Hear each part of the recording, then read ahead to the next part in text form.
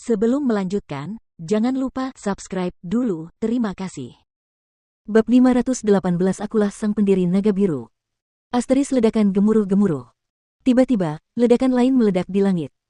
Pada saat yang sama, riak energi yang dahsyat menyebar secara melingkar, dan di area yang dilewatinya, udara berputar.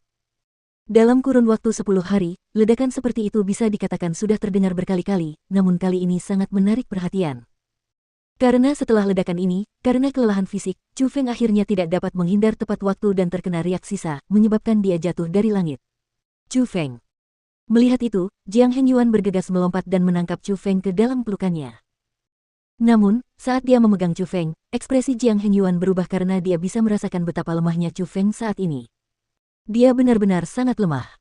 Terlebih lagi, kekuatan yang diperolehnya dari formasi keterikatan garis darah kerajaan menghilang dengan cepat. Tak lama kemudian, aura Chu Feng berubah dari alam surga tingkat 8 ke alam surga tingkat 2. Dan setelah kilatan petir di matanya menghilang, aura Chu Feng terus menurun. Ia kembali ke kultivasi aslinya, alam mendalam tingkat 9. Chu Feng, kau baik-baik saja. Setelah Chu Feng mendarat di tanah, semua orang mengelilinginya. Dalam tatapan mereka menatap Chu Feng, ada kekhawatiran, ada rasa sakit, tetapi yang lebih penting, ada rasa terima kasih. Walaupun saat ini, mereka masih tidak dapat menghindari kematian, dalam kurun waktu 10 hari, mereka secara diam-diam telah memindahkan Jiang Yini dan yang lainnya, dari generasi muda dinasti, menjauh, dan kesempatan itu sepenuhnya diperjuangkan oleh Chu Feng sendiri dengan kekuatannya sendiri. Jangan khawatir, aku baik-baik saja. Meskipun dia tidak lagi memiliki kekuatan formasi keterikatan garis darah kerajaan, wajah Chu Feng berubah jauh lebih baik, dan itu karena Chu Feng tidak perlu menghabiskan sejumlah besar kekuatan untuk menstabilkan kekuatannya. Hahaha, jadi itu bocah nakal di alam mendalam tingkat 9.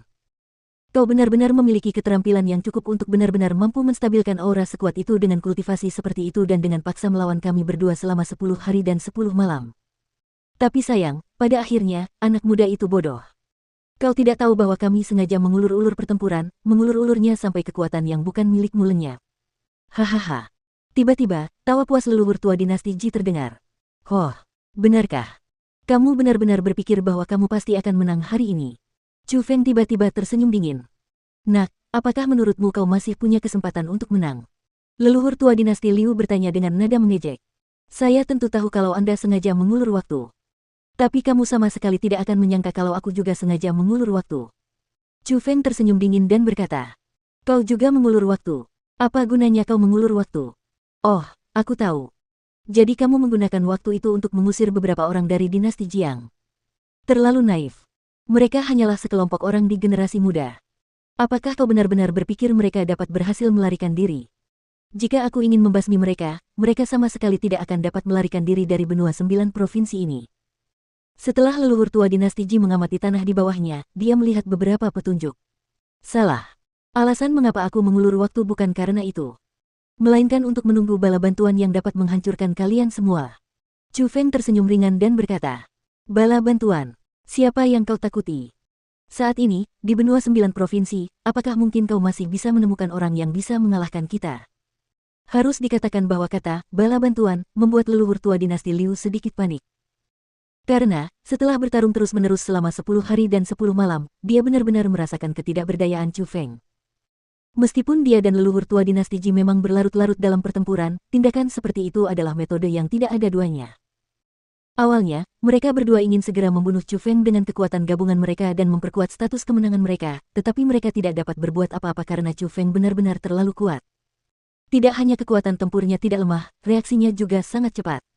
Bukan hanya mereka berdua tidak mampu menekan Chu Feng dalam hal kekuatan tempur, taktik mereka pun terlihat satu persatu oleh Chu Feng. Dalam pertempuran 10 hari itu, mereka benar-benar dapat dikatakan, mendirikan kemah di setiap langkah, saat mereka maju perlahan-lahan, dan pikiran mereka benar-benar terkuras habis. Jadi, ketika Chu Feng mengatakan dia memiliki bala bantuan, dia mempercayainya. Dia tidak hanya mempercayainya, dia juga panik. Di benua 9 provinsi ini, jika ada seorang pemuda seperti Chu Feng, mungkin benar-benar ada orang yang lebih kuat. Jangan percaya omong kosong bocah ini. Jika dinasti Jiangnya punya bala bantuan, mereka pasti sudah muncul. Bagaimana mungkin mereka membiarkan kita menghancurkan formasi itu? Kata leluhur tua dinasti Ji. Terserah padamu apakah kau percaya atau tidak. Saat ini, malapetaka sudah menuju ke arahmu, dan kau tidak akan berhasil keluar tepat waktu bahkan jika kau mundur sekarang. Chu Feng tidak menjelaskannya juga, dan hanya terus tersenyum dingin dan berbicara, seolah-olah dia telah melihat pemandangan dua klan yang dimusnahkan. Bencana sedang menuju ke arah kita. Dari apa yang kulihat, bencana sedang menuju ke arahmu, dasar bocah. Tanpa kekuatan sementara dari tempat lain, apa yang bisa kau gunakan untuk melawanku? Lihat gerakan jariku yang biasa menghancurkanmu sampai mati. Leluhur tua dinasti Ji melambaikan lengan bajunya, menjulurkan jarinya, dan bersiap untuk menyerang Chu Feng. Aku ingin sekali melihat siapa yang berani menyentuh Chu Feng. Namun, tepat pada saat itu, teriakan ledakan seperti guntur tiba-tiba meledak dari cakrawala yang jauh, dan pada saat yang sama, aura yang sangat besar segera menyusul. Tingkat ke-9 alam surga. Pada saat itu, wajah hampir semua orang di tempat kejadian berubah drastis. Terutama para leluhur tua dinasti Ji dan dinasti Liu. Mereka memiliki ekspresi panik. Itu karena mereka berdua dapat merasakan dengan jelas bahwa aura alam surga tingkat 9 sedang mendekat dengan cepat. Ya Tuhan, mungkinkah apa yang dikatakan Chu Feng benar, dan dia benar-benar memiliki bala bantuan? Pada saat itu, jangankan orang-orang dari dinasti Ji dan dinasti Liu, bahkan kerumunan dari dinasti Jiang pun tak henti-hentinya terkejut. Awalnya, mereka juga mengira perkataan Chu Feng dimaksudkan untuk menakut-nakuti orang dari kedua klan, tetapi melihat situasi sekarang, apa yang diucapkan Chu Feng memang benar. Asteris wow, tepat pada saat itu, suara teriakan naga tiba-tiba terdengar.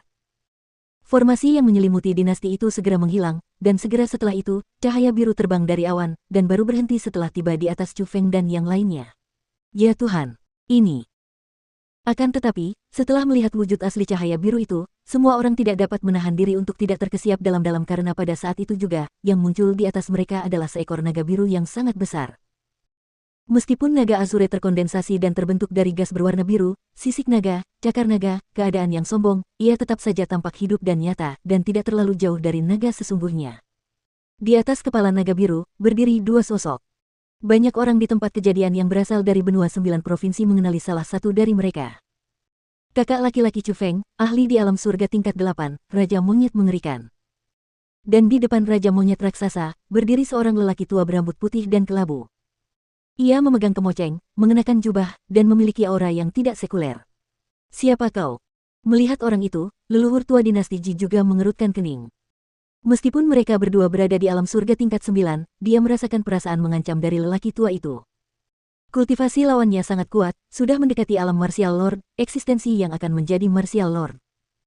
Menghadapi pertanyaannya, lelaki tua berjubah biru itu melambaikan pengocok di tangannya, lalu tersenyum tipis dan berkata, namaku tetap sama apapun yang terjadi. Aku adalah pendiri naga biru.